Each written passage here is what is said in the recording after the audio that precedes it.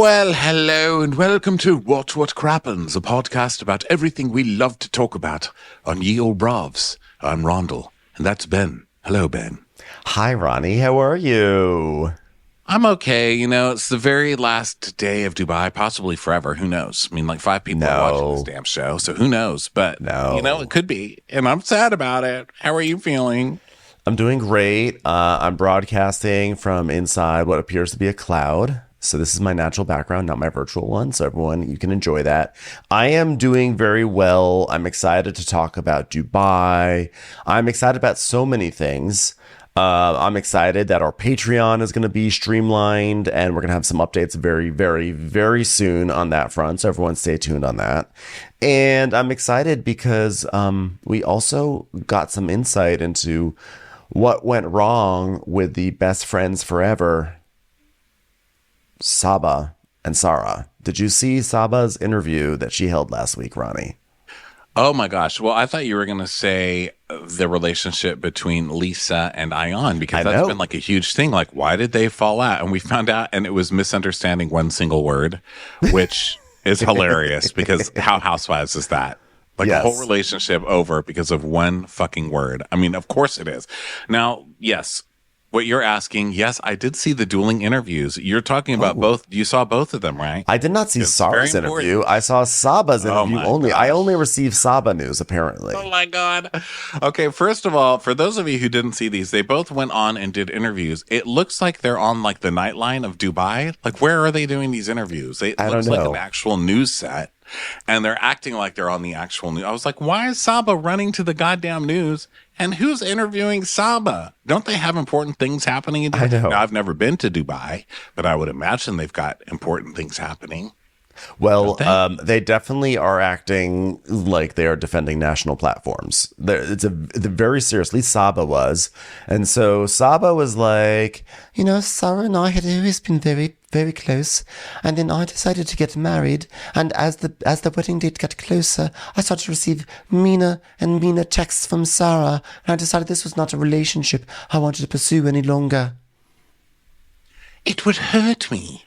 And I would think to myself, why? Why would a friend hurt me like this?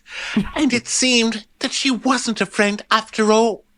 So I told her, I don't think I'm comfortable in our business together.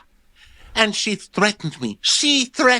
And now I have texts and I have WhatsApps and I have voice messages that I could play to prove how terrified I was. I was like, what are you doing over there? Well, first of all, you all need to stop sending each other goddamn voice messages. I know. Stop it. Stop that. Stop doing it because you're all just building cases against yourselves at this point. Okay, so then she gives it. So then Sarah gets to go do her own interview at Nightline with, you know, Ted Koppel. I'm trying to think of like a traditional Dubai name to replace Koppel, but I can't because I don't know anything about Dubai. I know. I feel like that's so offensive. Yeah, I don't really know anything to Sultan Koppel. I don't know. So we go over to I don't know. So we go over to him, Ted Al-Baraji Koppel. I don't know. What's the place? Barari. All right. So we go to Barari line. And Sarah's on, and she's like, babe, I don't even know what this lady's talking about. We weren't even in business together, first of all. So I don't know why she had to make this statement, like this public statement, like we're not in business together. And if anybody has voice texts and voice notes to prove anything, it's me, because she's crazy. So they're both going and talking about how crazy the other person is. Yeah. But nobody ends up releasing any voice messages at all. We still don't know anything, basically. No. We know nothing. And also, by the way, the proper pun that I think we were both looking for was Barara B. Walters. Barari Walters. Barara Walters. When was the last time you cried? Bawawi Walters. So, yeah, that's been pretty fun. I don't know. Here's who I think I'm going to believe. Neither one of them, because they're both full of shit, okay? They're both full of shit, and that's why I love them, and they both need another season. Yeah. Listen, if Sarah just keeps imprisoning people and making up boyfriends from Instagram and kidnapping plots, I need her, like, literally in every Housewives ever. I mean, she's turned out to be the biggest gift of all time, this one. Yeah, and by the way, I fully believe Saba over Sarah in this situation. I think Saba somehow got looped into this show, and I don't know what she's doing here. I actually like Saba. I've grown to really enjoy her. But if it's a she said situation, I'm leaving Saba over Sarah any day.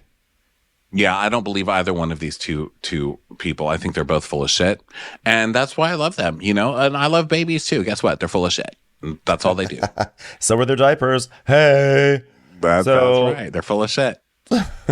So anyway, it is the season finale. So why don't we dive into Best Friends for Never?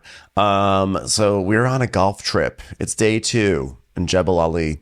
And that's the name, I think, of the resort. I don't know. So people are having breakfast, and lots of different people are having lots of different breakfasts, and they're all gossiping about each other. So Stanbury and Sergio come in matching green pajamas to meet up with Talene and Raf. And Stanbury's like, oh, God. Raf, did you bring your pajamas? He didn't bring his pajamas. Raf didn't bring his pajamas. Raf's like, I don't wear pajamas. Isn't that crazy? It's like literally the most insane thing. I just don't believe in PJs. I just don't like them.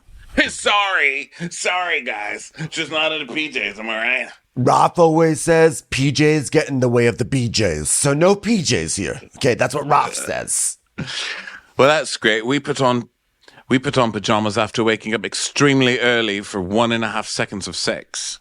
That's what we were doing. Sergio's like, oh, by the way, how was the morning, everyone? And Raf was like, yeah, well, the morning was quite shit, quite frankly. It was shit. Yeah, well, you know what, Raf? I tried to get some booty, but Raf wasn't having it.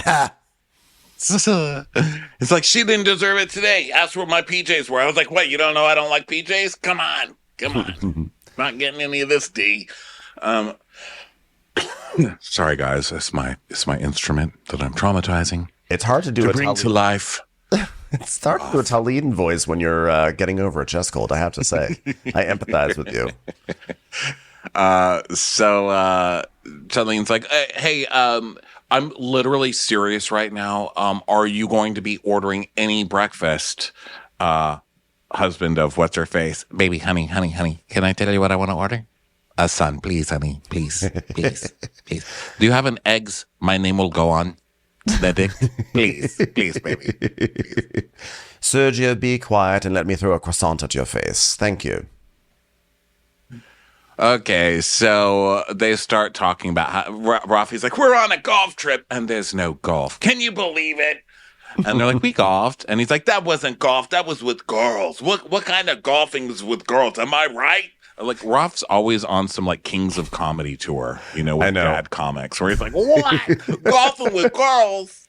What am I talking about here? Like, you know who wants booty in the morning normally? Guys. But in this case, my wife wanted it, and I wouldn't do it. Right? Come on. I feel like one day I'm going to find Raf on Family Feud. He just seems like, it's like, everyone, this is my family. This is my lovely wife, Talene. This is her mother. I don't know her name. And our 2 kids. And we're from Dubai. And we're here to do some Family Feud. But he's wrong on every answer. Every answer he's And then wrong. He's like, fuck you. What do you mean I'm fucking wrong? Fuck you, man. And they leave there, and Talene's like doing a TikTok to all of her followers. Like, listen here. I don't want anyone to ever watch a show called Family Feud. I'm serious. The way that the host, Marissa, treated me is absolutely unbelievable. Just because Raf walked onto the game show, sat on his phone. I'm sorry. Raf has a business. So When my daughter said that the answer to name one thing you have for breakfast, and when she said golf club, because she loves her father so much, she's going to answer with a golf answer, and they put a big X. Let me tell you something. Children are off limits. They're off limits. You don't X my daughter. Oh, so then Stanbury, Sergio's, yeah. When you golf with ladies, it's not really golf, okay? It's like when you're married without a baby. Is it really even marriage, baby? She's like, oh, God, shut up, Sergio. I don't even know why you're getting into this. You weren't getting up at 8:30 for love or money. I would get up for a baby. You would not. Well, I want a baby, please. Dalene's like, you know why he's getting into it? Because he's sticking up for his friend. That's a good one right there. That's a good one. And that's something that you need to learn to do, Stanbury, okay? Like, look at this. I'm miming like there's a wall. I'm miming. Look at me. There's a wall. A good friend pretends there's a wall invisibly in between each other, because miming is for friends. And you're not doing that right now, Stanberry. I've already had my fair shit, all right? You know what? You need to learn when to stay in it and when to stay out of it, all right? That wasn't your fight. And then so we see Lisa and Talene getting into it over Brooks over the stupid fight Brooks started, which, in case anybody forgot, was how could you have a party in a beauty salon when I have a beauty salon, and then you put your brand on the beauty salon pretending that you had a beauty salon that was competing with my beauty salon because you want to compete with me with your fake beauty salon. What, are people going to make reservations at your fake beauty salon and not come to my beauty salon? How dare you, bitch? Brooks didn't stick up for you, so you want me to. Well, you know what? I shouldn't have inserted myself upstairs on the rooftop, but downstairs at dinner, I did nothing perfect. We don't like when people insert things. That's why I make sure Sergio stays 5 feet away from me at all times, because I'm not going to have a baby with him. So then we go to Ion and Lisa, and Lisa's like, I don't want to fight with Talene. I feel like Talene fights people's battles, you know? Like yesterday's thing should have just been between me and Brooks, but she jumped in and she added kerosene oil. It's very specific. She turned this entire fight into like a lovely old-fashioned lamp. And I'm not into that, okay? None of this. I mean, was it good for lighting a cabin for a pioneer family back in the day? Possibly. Some people would add gasoline to the fire. No, she just makes kerosene oil. And it's lovely. God, I love her. It's very slow burning and gives you a nice solid stream of light. If there were a blackout, the person you want nearby is Talene, because she actually creates a nice ambient lighting scheme without electricity. Why have I talked myself into liking Talene? By the way, why have we also never had a Real Housewife named Kerosene? It seems like that's like inevitable. Like, my name's Kerosene. I moved to Dubai 5 years ago with my husband, who left me, but I stayed, and now I own an Apple business. You own an Apple store? No, an Apple business. I sell apples. I have an Apple store. I have an Apple store, but it sells actual apples. Granny Smiths, Pink Ladies, you name them. Yeah. They're also phones, though, coincidentally enough. They just don't last very long. And socks. Don't forget Apple socks. No. Apple socks. So then Lisa is like, no one has worked hard like me to have a business. And then we cut to Brooks, Saba, and Sarah talking. And Brooks is like, I am so sick of this woman's favorite line being, I'm the only one with a business. Well, guess what? I have a business too. How many cracked toilets do you have? How many employees have you had fall into the sand and never be seen again because of a cracked toilet? I have a business, but you wouldn't know it based on the fact that Lisa Milan had her Mima Momo party at some other spa. And Saba's like, well, she can't handle anyone saying anything about her. Sabotage. And Brooks is like, not only that, it didn't need to go that far. I mean, was I the one who did push it that far? Perhaps, but it didn't need to go that far. I know, Brooks. You got to love Brooks riling everybody up and then being like, why is everybody fighting? And so then Sarah's like, oh my God. And that bitch comment, that is not okay. I have the police on speed dial. Okay, I almost called them. And Brooks was like, and on top of that, I am loving to say people are jealous. Yeah, you're right. Yeah, we're jealous, I am. So then it cuts back to Lisa, and she's like, one thing though, Rich said, he said, I always knew how much Ayan loved you, but that girl rides for you. She rides for you. Like, she stays on like a lamp filled with, darling, we get it, kerosene. You're into kerosene this season, right? Did someone mention me? Did someone need an apple? So Ion's like, I'm sorry. I want to continue this conversation, but I got a seed in my ear. God damn it. Really got to fix this in the next version. I slept with Johnny Appleseed. I'm not going to lie. So we want a faster phone, but we're trying to figure out how to shove 2 more cords into this thing.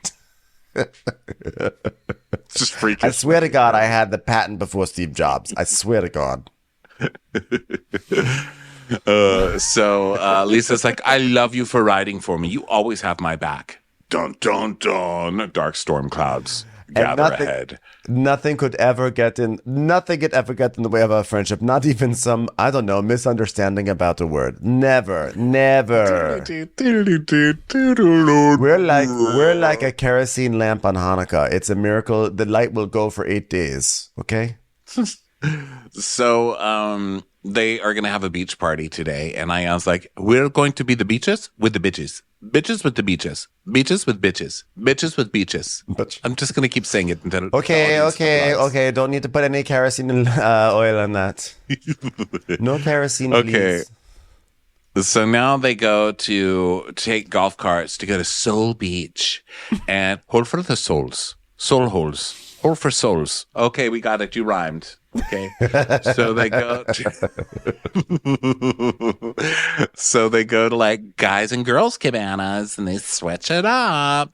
And Celine's like, all right, ladies, we are literally going to have so much fun today. Okay. Yay. Lisa, we cheers. But Lisa, I think that you and I, maybe we should talk about what happened at the other party. Guys, I don't want to make this a serious thing, but I want to have a discussion about it. So Stanbury, of course, is like, well, I don't want to do it. I'm out. I'm going to be over at the next cabana ridiculing Sergio. So she just walks away. She walks up and walks. Oh, she tells us, Talene, I'm not sitting here for this. I don't care how it ends. You're an idiot. Right. Which is also what I say about Sergio when he's having sex. I don't care how it ends. You're still an idiot. So she goes to sit with the boys, and Talene's like, okay. Listen, I shouldn't have interjected into the issues that you guys were having. I was just trying to have her back and support her. But, I should have taken a step back and let you guys do you. But I didn't do that. So I do apologize for that. But I do not appreciate you coming for me and telling me that I do not have a business. How dare you? Do you know I'm in so many parking lots and so many beaches right now? Do you know how many women across Dubai are running not at full speed because they've got a parachute attached to them? That's me. So did you not read the story of the woman who was exercising in a sandstorm and flew all the way into the Al Barari Hotel? That was because she was attached to my business. You want to talk about branding? I've got it down. You want to talk about fitness? How about trying to outrun a haboob while you've got a parachute attached to your back? That's what you call fitness. And I did that. Haboob is my favorite That was word. Uncalled for. And Lisa's like, okay, I shouldn't have called you out on your name, but Talene, I swear to God, you do things that irritate the shit out of me. And one of those things is chiming in when it's not... Lisa is not having this. And it's kind of cracking me up about Lisa that she's not coming in with any chill at any of these arguments. No. She's just like, I hate all of you and shut the fuck up. She's just coming in like, you know what? You could shut the fuck up, you dumb bitch. And like, geez. She's kind of cracking me up because I find her to normally just be so gorgeous, but also so dull and just in a bad mood. And I don't even care if she's in a bad mood if she's like this every time. Because this is like energetically in a bad mood, which I actually really enjoy. I'm enjoying this side of her. I think we all kind of thought this was going to be the Lisa Milan we were going to get all season because she was kind of feisty at BravoCon and feisty on Twitter. And she's been very chill. I mean, admittedly, she's been busy taking her kids to soccer all week long. That's been her big storyline. So now she's just like, she's just not here for this. I mean, to be fair, I think that what Talene said was reasonable. She's like, look, my bad. I shouldn't have interjected. I was trying to have my friends back. But that being said, I didn't appreciate you calling me a bitch. And Lisa's like, yeah, I don't care. She's like, you know what? You always step in and I take it as an attack. And so Sarah's like, don't tell her you don't tell her you don't have a business. She goes, yeah, I have a fitness business called #parachutes on waists. Okay. Raph loves it. And so I was like, it was so condescending. The way that you told her she doesn't have a business. Don't you realize the only one who's allowed to be condescending is me and Caroline Stanbury? We didn't work this hard for these accents for nothing. And so they're like, yeah, it's condescending. And Lisa goes, but we were arguing. And Talene's like, you know what? Is this an apology or what? Like, where are we going with this? This is like women golfing. You tell them, honey. That was for you, Rolf. No, don't do that, okay? Because you know what? Like, okay, if you do that, like it won't be. Okay, don't tell me to apologize. Like, you can't be bitchy and not be expected to be called a bitch. So that Tilly's like, geez, this should be a drinking game, Raph. Every time Lisa Milan calls me a bitch, everybody should take a shot. Okay, take a shot. Take a shot. Take a shot. Can we officially put the drinking, like every time somebody says something, we should take a shot? Like, what are you, a recapper in 2004? Stop. Yeah. Sorry, that was a TV-gasm deep Wow. cut. But seriously, enough. Like, I've been sick of it since I think 2007. Like, enough. Every time Ronnie says enough, take a shot, guys. Shot. The secret word is enough. It's time for a commercial. It's time for a Crappens commercial. Shot. Shots, Ruff. Okay, so Lisa's like, coming into my business and talking about your spot, that was disrespectful. And Brooks is like, wait a minute, that did not occur. I did not speak about my spot, your business. It's funny because Lisa's basically turning the disrespectful thing around on Brooks, because I don't think Lisa cared that Brooks mentioned Glass House at the Mina Rowe event, but because Brooks is now acting like it was so offensive for Lisa not to throw her Mina Rowe event at the Glass House, now Lisa is like, it's disrespectful for you to mention your business at my event. Yes. Even though Lisa's event is, she doesn't own a spa, so there's no conflict of interest there. Yeah, but it's just how we roll. You know, you're offended, I am more offended. Yes. Oh, really? You're offended? You're offended? I have children. You've hurt my children. You've offended my children. So Brooks is like, well, nobody walked into a Mina Rowe event talking about Glass House. And Lisa's like, no one is taking anyone down. Like, no one's taking anyone down. And Ion is like, doing that at someone's event is wrong. And Lisa's like, doing that is just wrong. And they're sort of cross-talking and they're getting angry, etc. And then Ion is like, doing that, you're stealing someone's fucking moment. And so Sarah starts to get up because she doesn't want to be around cursing because, you know, I don't think that like loud cursing is like a thing to do in Dubai. Sarah's like, oh my God, the police. I don't want to end up in a cell next to my cleaning lady. All right. And so Lisa's like, listen, when I'm ready to apologize, I will, but I'm not doing it today. And that's it. That's the end. I don't want to talk about it anymore. The end. Produced by Mina Rowe. They're like, wait a minute, you can't brand an argument. Featuring the Glass House experience. So Sarah's like, okay, well, you know what? My son has a sudden fever, so I need to go, okay? I need to go tell him about how when I went to the golf place, I almost died because of awful women. Oh, I hope he's not traumatized anymore. Oh, God. Are you muted or are you just not reacting to my... You disappeared. I disappeared? You disappeared. You were gone. I was like alone. So rude. That's like so rude. So alone. On the internet. I was like, hard. I was like, did I go too far by making a joke about how Sarah is actively traumatizing her son and then being sad that her son is traumatized? It's so funny. My son has a headache because I told him that people were banging on the door trying to get him. It just turned out to be traffic outside, but I have to go. I told him that, the video game Frogger was originally called Maktoum, and it's about people trying to run over Maktoum in the street. And now he's like afraid to go by cars. He's just so traumatized. I don't know. On the bright side, he won't cross the street alone. So that's good. On the bright side, I never thought he'd be interested in an old Atari game, but So now everybody gets up and everybody's leaving for different reasons. And Talene's like, well, I apologize. And it's just her and Brooks left. And Lisa walks away and she's like, yeah, fuck your apology, bitch. So then she's like, I'm so sick of talking about this and I don't need to explain this. I'm out. So she gets Rich and Rich is like, where are we going now? I was having fun. She's like, no more fun, Rich. It's over. Rich is like, but we had free golf trip. Like we didn't get to have like proper golf. We just swung at the ball. We didn't play golf. Do we have to leave? And she's like, yes, Rich. Okay, I don't want to pour more kerosene on the situation. But are we gonna play man golf? Shut the fuck up, Ruff. Shut up. So survey says we asked 100 women, what's the worst thing you can do? And the number one answer, according to Roth, was stopping a golf trip before the golf happens. So now all the girls who are left sit around, and Brooks is like, "This trip is supposed to be fun. Whatever happened to fun? I thought we were gonna have a fun trip." God. And Anne's like, "We did have fun. That was fun." She's like, "But look, I think it's okay that we have each other's backs, but no more clicky bullshit. I mean, that's annoying. It's just annoying. I'm sick of it." And Anne's like, "Who's clicking?"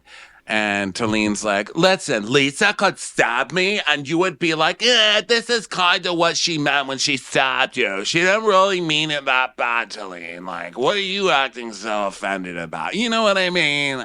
That's not true. I would never let anyone be stabbed. Ion's like very literal about this example. I'm against stabbing. I like when she makes a line in the stand, or a line in the sand. She's like, "Nope, no stabbing. Not on my watch." And Talene goes, "Well, if Lisa did it, maybe." And she goes, "Really?" And Brooks is like, "Well, because you change when she's sitting next to you. And then you come and you say all this ridiculous stuff like you're very different." And then we have like lots of flashbacks of Ion standing up for Lisa. Or at least one flashback. Maybe just one. But it felt like a lot. The point is, the producers, I will say this. The producers are definitely not on Lisa Milan's side in this episode. They definitely give her a very bad edit. And whenever that happens, I don't know if they do that because they want to create story or if Lisa has been bad to the producers. I think Lisa seems like a relatively nice person. So I think the producers are just being shady. And they're like, aha, we have a chance to make a villain on this cast at last. Let's do it. Well, I think they have to kind of explain this whole fight because this is a huge fallout that ends up kind of changing the course of the show if it keeps going on. You know, It's like it's in a way, it's like the classic best friends fight, but that's a big deal on a Housewives show. So they have to kind of give us context and remind us what Ion's even talking about. Because when Ion starts to explain herself, it's easy to just be like, "You're just noticing this?" Like, duh. But I think they're just trying to cement what she's talking about. They're trying to make her case for her, which I get, I mean, I don't think Lisa's really the biggest villain in the world.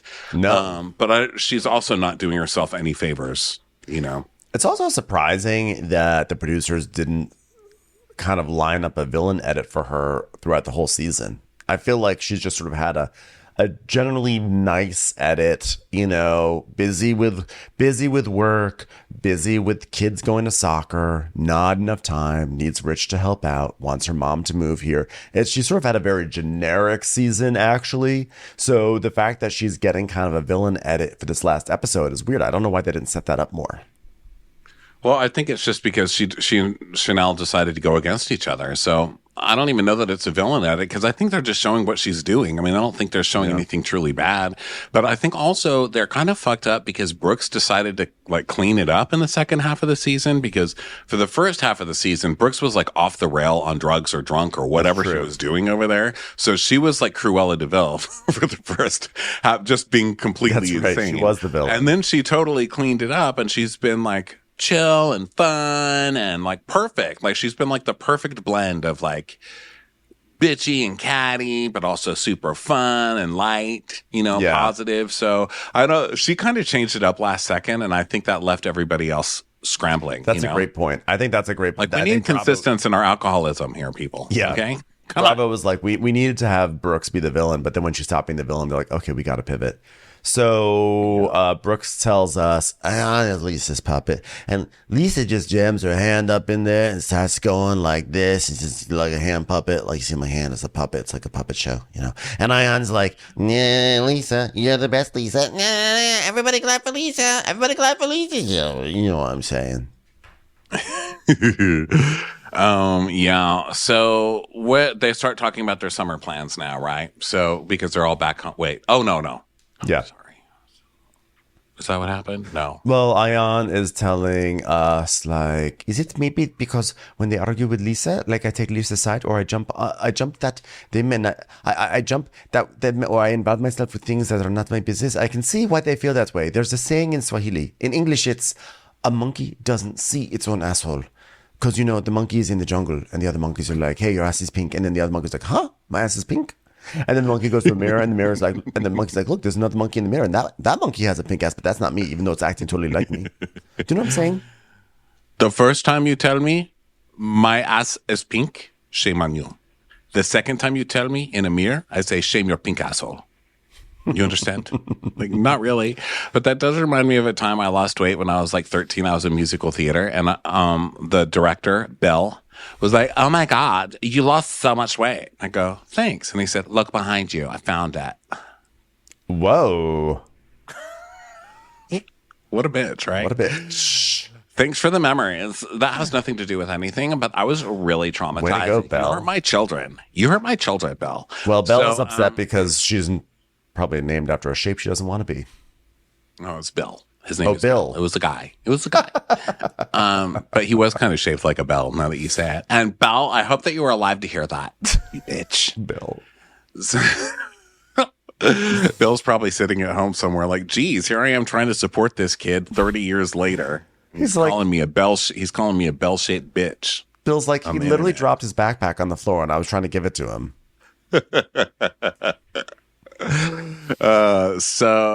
Well, maybe it's because you walked into the musical theater rehearsal carrying a red wagon full of chicken fat like you were Oprah. Sorry, but that was a really important episode when I was growing. Your red wagon full of chicken fat. Did AI just write that for you? No, but do you remember when Oprah did that? Oh, Oprah lost a lot of weight in the 80s. That's right. Yes, like the first time she ever got skinny, she came on the show, dragging behind her a red wagon full of chicken fat, and she's like, "This is what 50 pounds looks like." She talked just like Belle. She's like, "Guys, Oprah. welcome to Oprah." Let's be honest, it was Oprah. You're just trying to cover her identity because you don't want to get in trouble. But it was Oprah. Oprah shamed you. And then Gail pointed her finger at you. Yeah. Okay, so then we go back to Dubai, and everybody's back with their kids and stuff. So Brooks is rollerblading with her son, and Sarah's with Maktoum, and she's like, Maktoum, come out from under the bed. He's like, no, I'll get run over by kidnappers. No, it's totally safe here, although there's a man downstairs with a chainsaw. But other than that, it's totally safe. And then listen, Maktoum, how is anybody up here supposed to try on your skin if you're not here to take it off? Come on. Get out from under the bed. Don't you want to learn your... Don't you want to learn your... It's been a dark week here. It's been a dark week here at Watching Crappens, okay? We were recapping Chimp Crazy earlier, so sorry if this gets a little dark, okay? We've been completely anesthetized and anesthetics. We're numb. We're numb. Sensibilities. I feel nothing. So Lisa and Rich, so they want to buy a farm in Cotswolds in England, and Stanberry's parents have actually a home there, and they want to sell their little farmhouse. But Lisa is like, it's an absolutely beautiful home, but we're looking for 50 to 100 acres that we can just not be around for most of the year. Anyway, we don't want to put too much kerosene on this situation, but we're probably not going to get their house. Yeah, sorry. We just need like 5. I like that she said, didn't she say we need between 100 and 200 acres? Could you be a little more specific? Like, there's a pretty big difference. Yeah. Also, like, why do you need that much land? Okay, like it's just housewives. It's just housewives. It's just so ridiculous. Like, oh, you should buy my parents' home there. It's gorgeous. Oh, I'm sorry, but we need 100 acres. I know. It's like you need 100 acres for your like part-time farm. I don't know. Maybe they'll rent it out. You don't even want to take your kids to soccer now. How are you going to drive through 100 acres to get them there? Trust me, you're just giving yourself more work. You think Rich is already having trouble getting home on time? Add another 100 acres to that. Yeah, congrats with all the ticks that you're going to have in those 100 acres of grass. That's all I think about is ticks. It's just a Northeastern thing that happens. Yeah. Okay, so then Ayan and Stanberry plan a party at lunch. And it's crazy because they're friends now. So they're going to have a party. And I like that this whole season is like, oh my God, I can't believe we like each other. It's crazy, isn't it? I don't like you now. Please like me again. Okay, I like you now. This is crazy that we like each other. It's insane.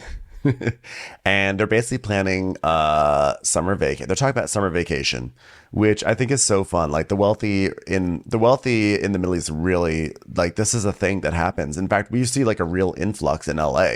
Like the Grove becomes packed, And it turns out it's because people who live in really hot countries come to places that are more temperate in the summer because it's just too hot. And it's like, wow, now I'm seeing it in the process of it. But I'm like, wow, these people, this is one of the few times I watched a Real Housewives show and I really was like, wow, these people are really living the life, because they're like all comparing where they're going to go for the summer. And I was like, this is amazing. I want this so they're badly. like literally escaping death. Okay, Dubai, like they're talking about Dubai. They're like, oh, the tires melt in the summer. Which reminds me, could someone put Sergio in a tire and leave him there for the summer? Thank you.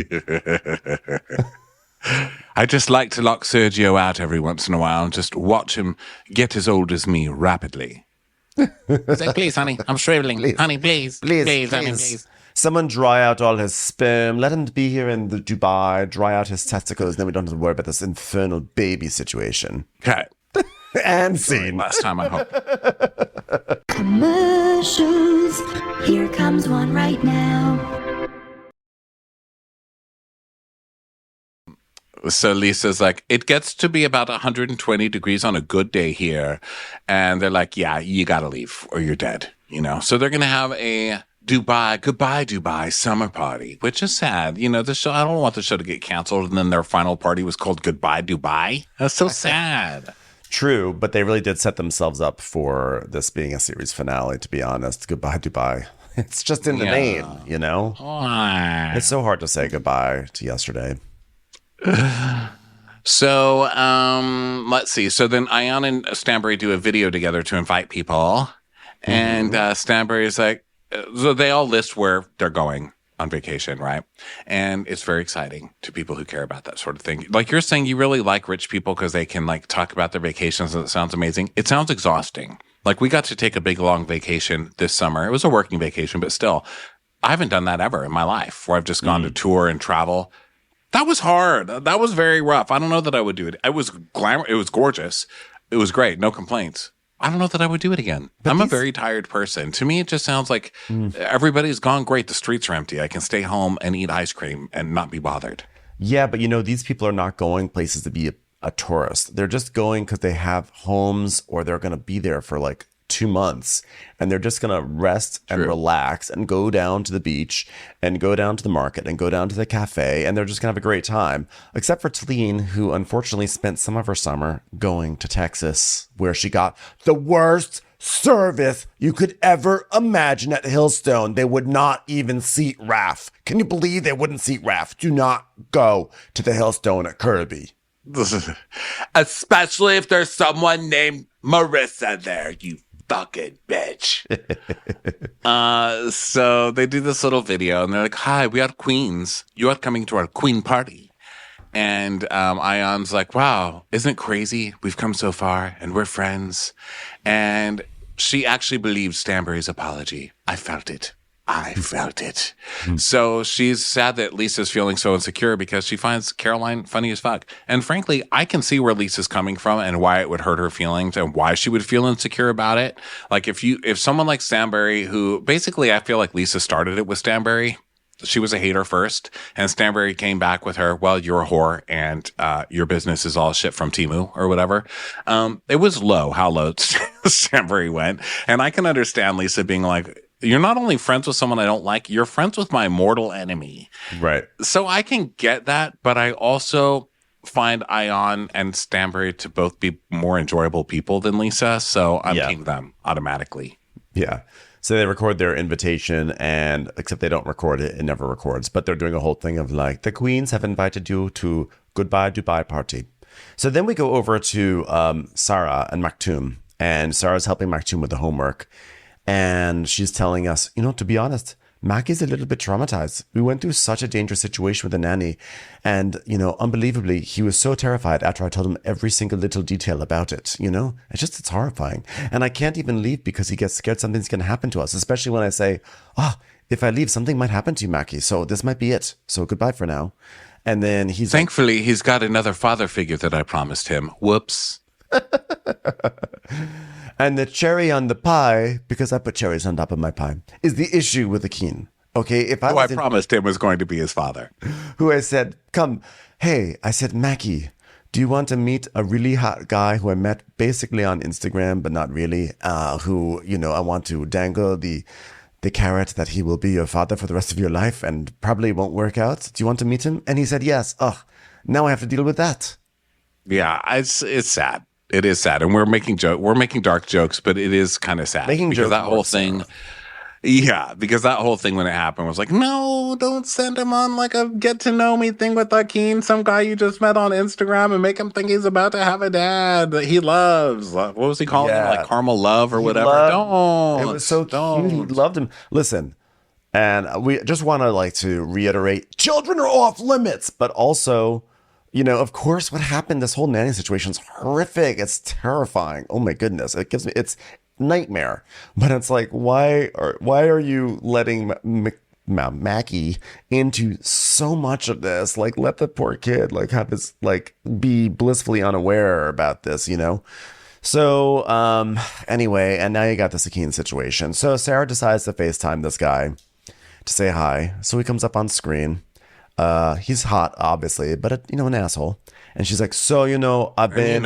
You know that they both work a lot on their looks. Especially her, she's had a lot of surgeries and stuff, as we've seen. Anybody who has the internet can go look them up. I mean, she's got great surgery, by the way. She's very beautiful, but and was beautiful before, by the way. I'm just commenting on it because that it's been worth it all when you talk on FaceTime with your phone held in your lap. I've never seen who's that bold. To just be like, hi, Instagram thought, and looking down like this. That's the most horrifying image of all time, Right. I don't even want oral sex because I know that people are seeing that. Well, it's a terrifying view. Nobody needs it. But she's like, guess what? I have the face for it. They have low angle privilege. You're going to look at me like this. Yeah. Low angle privilege. Yeah. Thank you. I think that's what you were looking for. It was a long search. They're both so hot that they can be filmed at any angle. So she's like, so I've been going a lot with my kid, and I feel like I just want to take the time to just focus on my child for now and just make sure he's okay because, he's the most important thing and he's not in a good place, and I just really want to have my energy for the kid. And Akeen's like, okay, I'm listening. Yeah, so I guess I'm trying to tell you, I think I need to disconnect and focus on my child, and we've been having issues, and we've been trying to solve our issues for a while. Music of the night. I'm sorry. You're not here. I'm sorry, but half of my face is covered because. Yeah, she has her hair down like this. She was like the Phantom of the Opera. She's like, listen. I know you don't like musicals, Akeem, but this is Phantom of the Opera, and I'm just trying to scare my son a little bit more. Do you want to go to bed? The music of the night. Maktoum is under the bed again. Okay, we can finally finish this conversation like two adults. Maktoum, when you come out here, just look out for the chandelier. It might fall on your head at any moment, because there's a phantom who lives underground. He's so terrified. So, yeah, I just wanted to tell you, it's been great to know you, but I just need to spend more time with my son. Nighttime shopping. It's like The Ring meets Phantom of the Opera, Oh, my God. The Ring would have been 100 more times more terrifying if it was Sarah that crawled out of the toilet. Oh, my goodness. Babe, I just want to fix your trauma, babe. Babe, I just want to heal you. She just comes to your TV. Babe, when you see The Ring, you die. You die. Meaning Scream into this pillow. Scream into this pillow. Your unhealed parts die. But you heal. When you see The Ring, you heal in 7 days. Babe. So he hangs up on her, which is so rude. Whatever. She's calling she's not calling to fix anything. She's like, why isn't he apologizing to me? He should have flown here and apologized to me. The man is a trainer. How much money do you think he has to be flying back and forth from Dubai? Yes. And second of all, you're calling him to publicly humiliate him and dump him on camera. Of course he's going to be like, fuck you, lady. You're not, I would hang up on you too. Yeah. I mean, there was part of me that feels like there's more to the story. Listen, I like to believe women in these situations, but there is definitely a part of me that's like, I want to know the full story here. Because this whole relationship never made sense to me. It was so weird. It was so fishy. She was in Germany. She saw a hot guy, and then she's enlisting him to be the father. And she's like, he's a very good friend. He doesn't live with me, but I want him to move here and then also provide for me and my family completely, even though he's just a trainer and he has to provide at the lifestyle to which I'm accustomed to. Like, nothing made sense. And honestly, this is a non-relationship. She was not in a relationship with this guy. She was flirting with some dude on Instagram. She offered the chance to be on TV. He took it, and now she's trying to embarrass him and make it look like he's... I mean, she's not really making him look like anything except non-committal, really. She's not doing that much to him, but I think he's like, fuck off. Now you're going to try and embarrass me? Hell no. I barely know you, lady. No, click. This is giving very much, can you more hair care? It's like a nice big fake-o relationship for the cameras. Yeah, I would like right on time. Yeah, and I would like Sarah, if this is a real relationship, I would like Sarah to work on recognizing red flags, given that she's had a history of being in bad relationships with bad men. There were red flags right from the jump. Like, not just red flags. But how are you going to call out a red flag when you're a flag at NASCAR? You know what I mean? Not NASCAR. NASCAR, yeah. There's a lot of like Confederate flags. You're in front of the UN. Trying to think of a red flags flag everywhere. But that being said, she is a red flag. She may be the red flag, but like, lady, I want you to work on seeing your red flags, okay? Like, we don't blame victims, but we do want everyone in the world to see red flags and walk in the other direction. When there's a red flag, don't go swimming in the ocean. And Akeen had a lot of red flags if this was a real relationship, but we know it was fake, so maybe we don't have to worry about it. But either way, not a good situation. Yeah, fake. I just say fake. Hey everyone, this is the end of part 1 of this recap. For part 2, keep an eye on your podcast feed. It is coming up in just a moment. Thanks so much for listening. Catch you on the second half. Watch What Crappens would like to thank its premium sponsors. Ain't no thing like Allison King. Ashley Savoni, she don't take no baloney. Strolling the park with Caitlin Clark. She's not just a Sheila, she's a Daniela. Itchels. Aaron McNicholas, she don't miss no trickolas. She's never scary, it's the Green Fairy. Jamie, she has no last namey. Hava Nagila Weber. Know your worth with Jason Kurth. Sip some scotch with Jessica Trotch. She's always supplying, it's Kelly Ryan. Kristen the Piston Anderson. Let's give a kisserino to Lisa Lino. We want to hang with Liz Lang. Megan Berg. You can't have a burger without the Berg. The Bay Area Betches. And our super premium sponsors. Somebody get us 10 cc's of Betsy MD. We're taking the gold with Brenda Silva. Let's get real with Caitlin O'Neill. Don't get salty with Christine Pepper. Can't have a meal without the Emily Sides. Nobody holds a candle to Jamie Kendall. We got our wish, it's Jen Plish. She's not harsh, she's Jill Hirsch. She's a little bit loony. Junie. My favorite Murdo, Karen McMurdo. We love him madly, it's Kyle Pod Shadley. Let's go on a bender with Lauren Fender. The incredible edible Matthews sisters. Give him hell, Miss Noel. Ring that bell for Rachel. She's the queen bee, it's Sarah Lemke. Shannon, out of a cannon, Anthony. Let's take off with Tamla Plain. She ain't no shrinking Violet Kuchar. We love you guys.